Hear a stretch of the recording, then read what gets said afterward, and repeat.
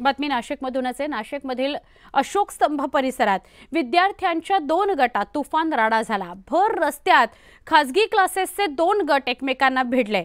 ही या घडीची महत्त्वाची बातमी आहे। नाशिकमध्ये अजून एक प्रकार घडलाय। आधी तर एका पोलिसावर हल्ला झाला नाशिकमध्येच आणि दुसरीकडे नाशिकमध्ये अशोक स्तंभ परिसरामध्ये विद्यार्थ्यांच्या 2 गटात तुफान राडा झालाय। हा व्हिडिओ सुद्धा आपण बघू शकता। भर रस्त्यात खासगी क्लासेसचे 2 गट एकमेकांना भिडले।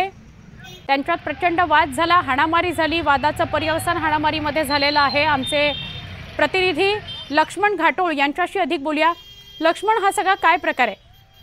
नाशिकच्या अशोक स्तंभ परिसरामधला हा सगळा प्रकार आहे। या ठिकाणी मोठ्या प्रमाणात खासगी ज्या क्लासेस आहेत त्याचे मोठ्या प्रमाणात इन्स्टिट्यूट आहेत, त्याचबरोबर काही महाविद्यालय देखील जवळ आहे आणि त्याच महाविद्यालय आणि खासगी इन्स्टिट्यूट मधले हे विद्यार्थी आहे आणि हे सगळे विद्यार्थी जे आहेत ते अल्पवयीन असल्याची प्राथमिक माहिती जी आहे ती समोर येते।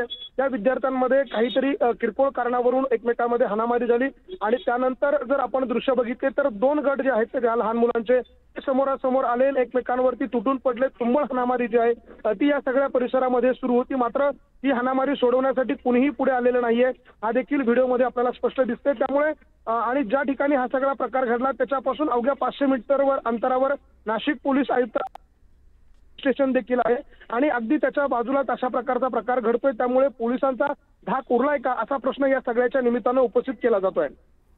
नक्की, धन्यवाद माहिती दिल्याबद्दल।